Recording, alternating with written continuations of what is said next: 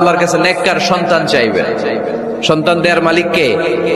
আল্লাহর কাছে দোয়া করবেন, রব্বিলা তাযারনি ফারদাও ওয়া আনতা খায়রুল ওয়ারিসিন। এটা নবীদের দোয়া, পারেন না দোয়াটা? সবাই পড়েন আমার সাথে, রব্বিলা তাযারনি ফারদাও ওয়া আনতা খায়রুল ওয়ারিসিন। এর মানে হলো, আল্লাহ আপনি আমারে নিঃসন্তান বানিয়ে এই দুনিয়ায় রাখবেন না, আপনি তো উত্তম উত্তরাধিকার তৈরিকারী, আপনি উত্তম সন্তান দানকারী। মাঝে মাঝে আল্লাহ আমাদেরকে দুঃখ কষ্ট দিয়ে পরীক্ষা করতে চান, এগুলো আমাদের জন্য খারাপ নয়। এই দুঃখ কষ্ট বিপদ আমাদের কোমরকে সোজা করে, আমাদের পায়ের মাটিকে শক্ত করে, চিল্লায় বলেন ঠিক কিনা? প্রতিকূল পরিবেশে কিভাবে বাঁচতে হয় এই দুঃখ কষ্ট আমাদেরকে শিখায়। এজন্য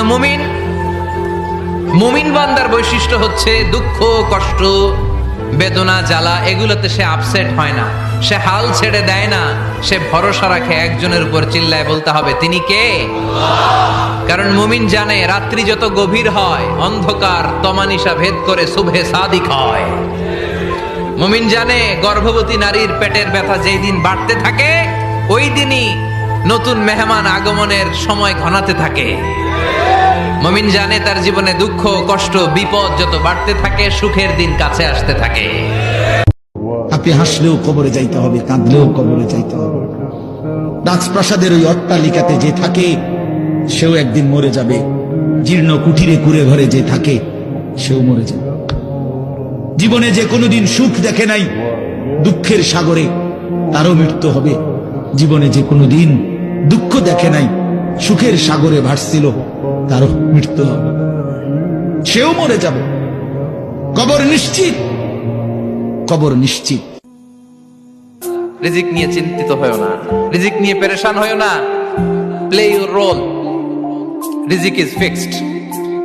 যেটা তুমি পাওয়ার তুমিই পাবা, যেটা তুমি পাওয়ার কথা না চেষ্টা করেও সেটা তোমার কাছে আসবে না। আল্লাহ পাকের শুকরিয়া যে যত বেশি আদায় করবে, আল্লাহ পাক বলেছেন লা ইন শাকারতুম লা আযীদান্নাকুম, তোমরা আমার শুকরিয়া আদায় করো আমি তোমাদের প্রতি আমার নিয়ামতকে বাড়াই দেব। ওয়া লা ইন কাফারতুম ইন্না আযাবি লাশাদীদ, তোমরা যদি আমার অকৃতজ্ঞ হও জেনে রাখো আমার আযাব বড়ই কঠিন। সবসময় চিন্তা করবো আমাকে আল্লাহ কি দিয়েছেন, এটা চিন্তা করবো না আমাকে আল্লাহ কি দেন নাই।